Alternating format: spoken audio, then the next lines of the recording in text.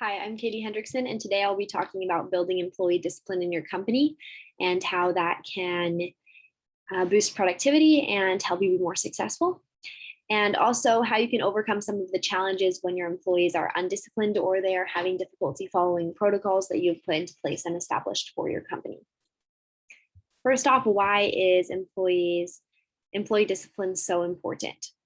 One reason is because it boosts productivity. When all of your employees are following the established methods that you have carefully selected and put into place, they'll be able to have much more success in their work. They will be much more proud of their work and more willing to put in the effort that is needed so that they can have that success. Two, it builds uniformity and equality. When your employees are all following the same rules, no one feels favoritism or that they're left out. And you are able to have a cohesive environment, even if your employees are from different backgrounds, different cultures, and different places. Third, it provides a framework for disciplinary action. You're able to quickly and easily identify when an employee is not following the established protocols and step in and take that disciplinary action where necessary. And lastly, it's important for the safety of your company. Obviously, your company has a reputation that you need to uphold, and your employees also have reputations that they need to uphold. And so, by following these rules and protocols, you will be able to protect and ensure the safety of your employees and your company.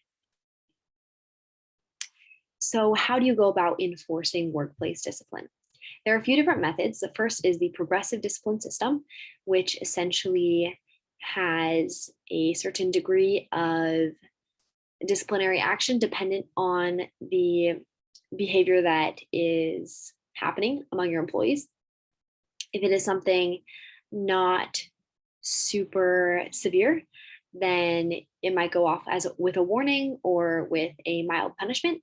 However, if a behavior is more severe and warnings have already been issued to the employee in question, you would want to take a more severe discipline approach. The second is PIP, which are performance improvement plans. This is essentially when you have a specific goal and plan put into place that you communicate clearly to your employees of what exactly you want them to improve and what goals they need to reach by a certain time frame. Make sure you have a very specific moment in the future that you want them to have these accomplished by, so that there's not any kind of unclear or miscommunication on your part, so that the employee has a clear plan of action that they can put into place to improve. Third is the positive disciplinary action and counseling. Positive disciplinary action will mainly focus on positive reinforcement of behavior. So you will be looking to what your employees are doing correctly rather than what they're doing incorrectly or negatively.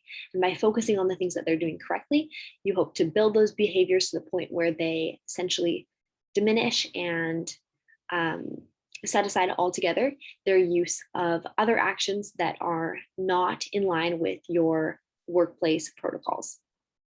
The fourth approach is the punitive approach, which is more traditional and it's a little bit more harsh. Sometimes your employees will see this as a little bit toxic and lowering employee morale. So it is generally not recommended.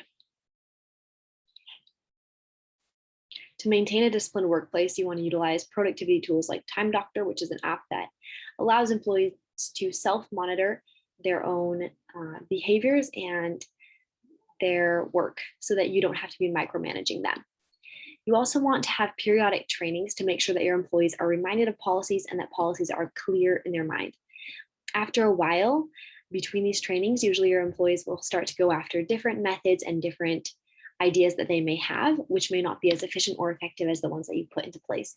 This can cause problems for your company, and so you want to make sure that these ideas are always clear and fresh in their minds.